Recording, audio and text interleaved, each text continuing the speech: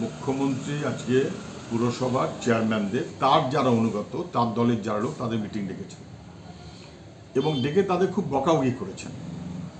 উনি দুটো পুরসভার চেয়ারম্যানকে ডাকেননি, কারণ তারা ওর দলের লোক নন, তাদের উনি বকাবকি করতে পারবেন না। যাদের উনি ডেকেছিলেন তাদের উনি চোর বলে আখ্যায়িত করেছেন। দুটো পুরসভাকে ডাকেননি, কারণ তাদের উনি চোর বলে আখ্যায়িত করতে পারবেন না। উনি নির্দিষ্টভাবে বলেছেন পুরসভার নাম ধরে ধরে তারা টাকা লুট করছে, পরিষেবা দিচ্ছে না, বেআইনি কাজ করছে, শুধু টাকার খেলা করছে। আইসিওসি সহ সবাইকে যুক্ত করে নিয়ে, এসডিওকে যুক্ত করে নিয়ে। ভাগ্যিস পুরসভার কোনো চেয়ারম্যান বলেননি, তুমি মহারাজ সাধু হলে আজ, আমি আর চোর বটে। কালীঘাটের 35টা প্লট, তার লুটের হিসেব কে দেবে?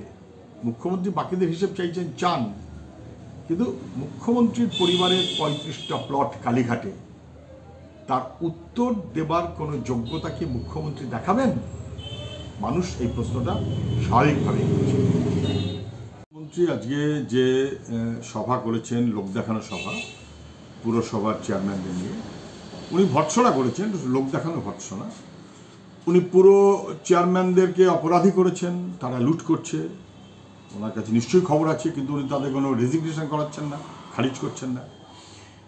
আইসি, OC, SDO, SDPO, BCS officer, IAS officer, তারা সবাই টাকা লুট করছে, দায়িত্ব পালন করছে না, তাদের বিরুদ্ধে উনি কোনো ব্যবস্থা নিচ্ছেন না।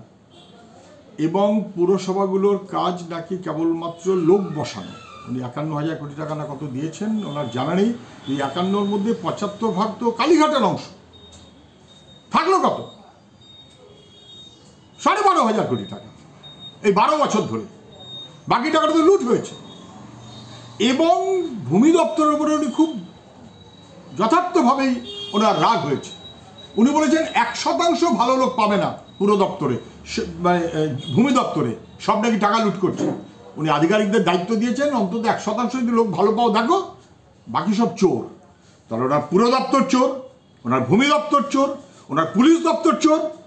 পুরো দপ্তরের মন্ত্রীর নাম ফিরহাদ হাকিম, বাকি দুটো দপ্তরের মন্ত্রীর নাম মমতা ব্যানার্জি। আজকে মুখ্যমন্ত্রীর বক্তৃতার পর তাদের অবিলম্বে রিজাইন করা উচিত।